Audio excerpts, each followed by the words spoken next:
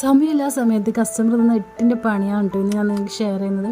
ഒരു Moman kid combo ആണ് നമ്മൾ ചെയ്യുന്നത്. അപ്പോൾ ഈ ഒരു ചാനൽ നിങ്ങൾ ആദ്യമായിട്ട് കാണുന്നവരാണെങ്കിൽ വീഡിയോസൊക്കെ കാണുക, കമൻറ്റ് ചെയ്യുക, ലൈക്ക് ചെയ്യുക, സബ്സ്ക്രൈബ് ചെയ്യുക. അതുപോലെ തന്നെ നമ്മൾ ഇൻസ്റ്റാഗ്രാം പേജും കൂടെ ഒന്ന് ഫോളോ ചെയ്ത് സപ്പോർട്ട് ചെയ്യണേ. കസ്റ്റമർ ആദ്യം നമുക്ക് ഈ ഒരു മോഡൽ ഈ ഒരു കളറാണ് കേട്ടോ കസ്റ്റമർ ഓർഡർ വന്നിട്ടുണ്ടായത്. അപ്പോൾ നമ്മൾ ഡാർക്ക് ഷെയ്ഡ് ഇല്ലാത്തതുകൊണ്ട് ഡേ ഒക്കെ ചെയ്ത് കളറൊക്കെ സെറ്റാക്കി വെച്ച് കൊടുത്തു. അപ്പോൾ അതിന് ശേഷം കസ്റ്റമറിന് ഒരു മെഷർമെൻറ്റും കാര്യങ്ങളും പേയ്മെൻറ്റ് അഡ്വാൻസ് പേയ്മെൻറ്റ് ചെയ്തു. പിന്നെ മോമിനൊരു ഡ്രസ്സും കൂടി ചെയ്യണം എന്ന് പറഞ്ഞിട്ടുണ്ട് കേട്ടോ. അപ്പോൾ ഇതാണ് മോമിൻ്റെ ഡ്രസ്സിൻ്റെത്.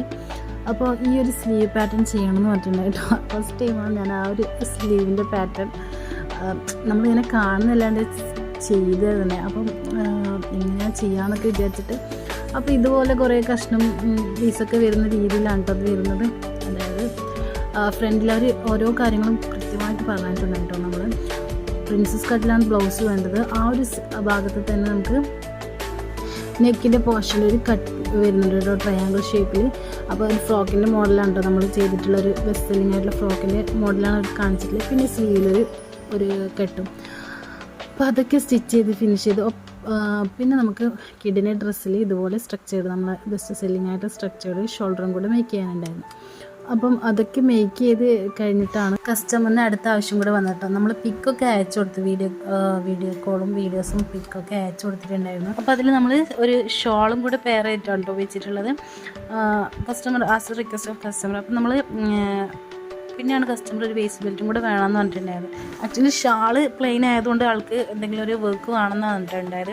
നമ്മളാണെങ്കിൽ ഈ ഒരു വർക്ക് നമ്മൾ കിഡിൻ്റെ ഡ്രസ്സ് മാത്രമാണ് എടുത്തിട്ടുണ്ടായത്. പിന്നെ അപ്പോൾ ഫാബ്രിക് ബാലൻസ് ഉള്ളത് നമ്മൾ ഡേ ചെയ്തിട്ടാണ് ആ ഒരു ഷെയ്ഡ് എക്സ്ട്രാ ഷെയ്ഡ് ആക്കിയിട്ടുണ്ടായത്, ഡാർക്ക് ഷെയ്ഡ്. അപ്പോൾ അതും കൂടി ബാലൻസ് ഉള്ളതുകൊണ്ടാണ് കേട്ടോ മോമിൻ്റെ ഡ്രസ്സും കൂടി ബ്ലൗസിലേക്കും കൂടെ ആ ഫാബ്രിക് എത്തുമല്ലോ എന്ന് വെച്ചിട്ടാണ് ഓർഡർ എടുത്തിട്ടുണ്ടായത്. ടൈം തീരെ ഉണ്ടായിട്ടില്ല കേട്ടോ.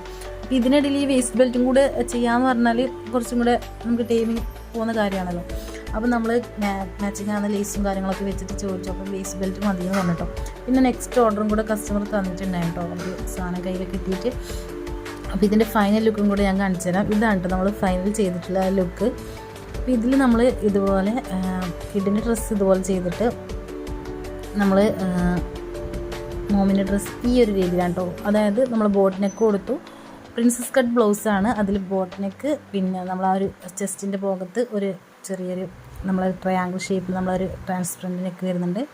ആ കിഡിൻ്റെ ഡ്രസ്സിന് മാച്ച് ആകുന്ന രീതിയിൽ തന്നെയാണ് കേട്ടോ. പിന്നെ വേസ്റ്റ് ബെൽറ്റ് നമ്മൾ കൊടുത്തിട്ടുണ്ട്. ഇത് സ്കേർട്ടും ടോപ്പാണ്, സ്കേർട്ട് ഫുൾ ഫ്ലെയറിൽ വരുന്നതാണ്. അപ്പോൾ ഈ ഒരു സ്കേർട്ടിൻ്റെ കൂടെ നമുക്ക് വേസ്റ്റ് ബെൽറ്റ് ചെയ്യാം, അല്ലെങ്കിൽ നമുക്ക് ഇതുപോലെ ഷാള് പെയർ ചെയ്തിട്ട് നമുക്ക് സാരി ഗൗൺ അല്ലെങ്കിൽ സാരി ആ ഒരു ദുപ്പട്ട എന്താണ് ദാവണി സ്റ്റൈലിൽ ചെയ്യുന്നുണ്ടെങ്കിൽ അങ്ങനെയും ചെയ്യാം. ആ ഒരു രീതിയിലാണ് ഇത് ചെയ്തെടുത്തിട്ടുള്ളത്. അത് കസ്റ്റമറിൻ്റെ കൺസെപ്റ്റിനനുസരിച്ച് ചെയ്തെടുത്താണ് കേട്ടോ. അവർക്ക് ആ ഒരു 2-in-1 അങ്ങനെ ആ ഒരു രീതിയിലേക്ക് വേണമെന്നുള്ളതുകൊണ്ട് അങ്ങനെ ചെയ്തെടുത്തിട്ടുള്ളതാണ്. അപ്പോൾ ഇതിൻ്റെ കളറും സൈസൊക്കെ കസ്റ്റമൈസേഷനും അവൈലബിൾ ആണ്. ഈ ഒരു കളർ നമ്മൾ ഡേ ചെയ്തെടുത്തിട്ട് കിട്ടിയതാണ് കേട്ടോ. എക്സാക്റ്റ് ഈ ഒരു ഷെയ്ഡ് നമുക്ക് ഫാബ്രിക് ഉണ്ടായിട്ടില്ല. ഈ ഒരു ഹാൻഡ് വർക്ക് വരുന്ന മെറ്റീരിയൽ നമ്മൾ ഡേ ചെയ്തെടുത്തിട്ടുള്ളതാണ്.